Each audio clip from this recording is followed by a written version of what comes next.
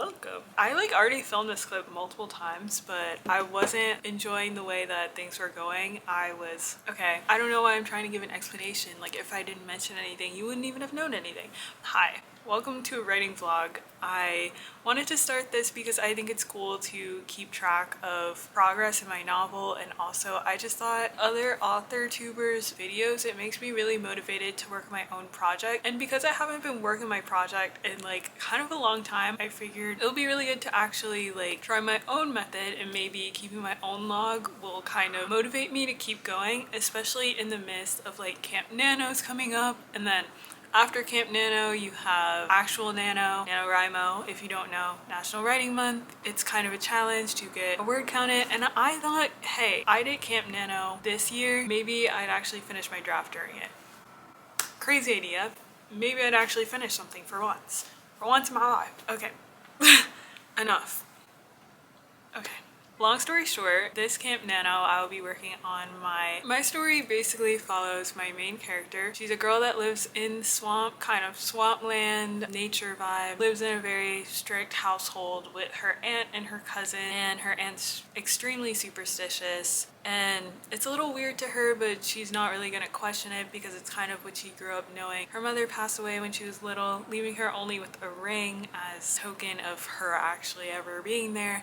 And one day this girl is approached by this man, and he's like, hey, I'm having a party, come if you want. So the party is held at this old abandoned mansion that she had a really bad experience with in her youth, and she goes to this house. Crazy things happen, and basically she's tasked with either sacrificing herself or her ex-best friend. Essentially, they're like, well, what if there's a way that we can avoid both of these deaths? And that's basically what this story follows. It's like a journey through the underworld and also reunion with multiple figures of the past. It's just a very complicated story in terms of, it's been a bit complicated for me to try to figure out the best course of action for plotting and actually looking at how the story's gonna go. That being said, planning out the actual logistics of the book has been kind of difficult to me, because normally I fully will plot out a book and then write it, and then for this book I am set on the main points, but there are some things that I'm kind of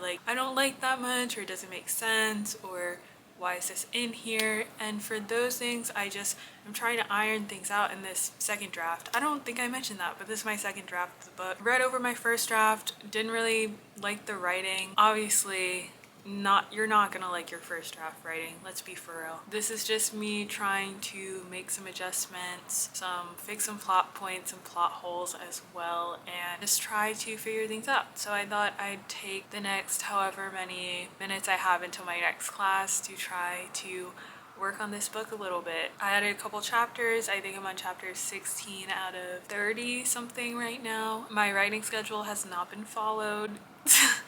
I should have been at chapter probably 20, 22 right now in terms of revisions, but obviously adding chapters, it's if you're adding stuff, you're just adding more to your workload. So yeah, that's basically my current updates. I'll just update whenever I write, I guess. And thank you for coming along with this journey, future me, because I assume you're the only person that's watching this, but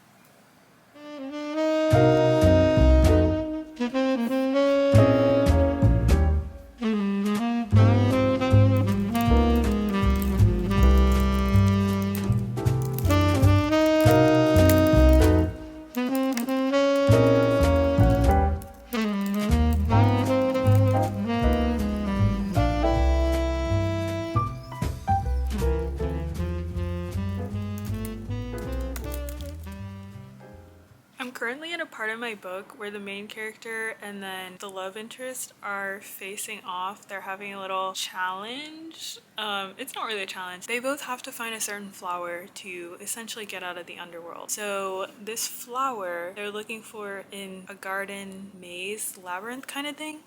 And I don't know, the words just aren't flowing. I feel like when I was planning out this part, I was I'm gonna have so many ideas, but it's I don't really know. I feel like I just recently read a book, They're Vicious Games by, I believe, Joelle something. And there was also a maze in that, but it was kind of like a Hunger Games type of thing. For this one, they're actually looking for something, and my main character is marking her path by like pulling branches out. But they kind of made it a game for each other. They're like, the first one who finds it wins the last of our food. And she's like, that's kind of a dumb idea. Like, I'm not gonna play by those rules anyway. I just kind of feel like I'm writing and I'm not really advancing the plot. I'm just making a bunch of metaphors and similes, and it's like, like, what are we actually doing here? And there was also one thing that I wanted to add about the girl's ex-best friend, because I also want her to kind of come down to the underworld and a whole spoiler type situation. So I'm not gonna say it, but, and I don't know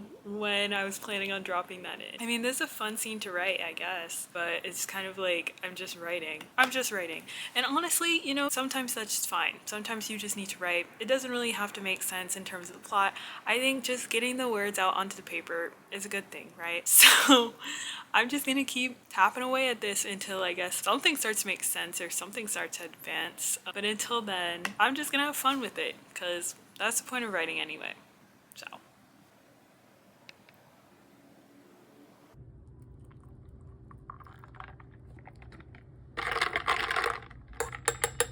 It's about a couple days after I filmed those original clips that I filmed early. Oh my gosh, I can't get my words out. This is why I keep refilming stuff, because I watch stuff back and I'm like, why am I talking so slow? So I'm just gonna try to get all my words out really fast right now and stop pausing to like, because that just makes me so upset. But anyway, the last time I updated, I was saying like I didn't really know what was happening. The words were kind of flowing, but they weren't really progressing the plot in any way. It was later that night when I started writing again, I picked back up my thing and I was like, might as well try to get some more words out, right? So I just hammered out some words, and actually like the plot started progressing a lot. It started going really fast, like snowballing, and then I was like, oh my gosh, like I feel so inspired, and I feel like I'm making so much progress on my piece. And that's really cool, because now I can just jump back in where I left off and start adding to that lore that I was building. I think I will have to go back to earlier parts of the draft and add in some stuff that I think was kind of not really unclear, but I just need to drop hints of like what I'm leading up to, because if you're not dropping hints and it just kind of comes out of nowhere, I don't think it's a good basis for like a story. I think it's just lazy writing, to be honest. So I am going to not do that right now, but I'm going to keep progressing the story, keep rolling the ball forward, and hopefully I can make it to chapter 17. I don't know, I probably already said this, but I'm watching a Brielle Writes draft. Brielle Writes Brielle Writes writing stream.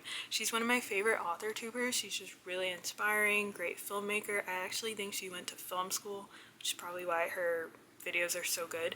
But yeah, she answers questions and then does 25-minute sprints, and then after the sprint she just like answers questions and debriefs. So the stream was like earlier this evening. It's done now, but I think it was at 8:30, so I'm just watching it back. Like if I don't catch them in person, I love watching back her live streams to either do homework or writing. Very happy that I just pushed myself to keep writing, even though I was writing about like Hansel and Gretel for some reason.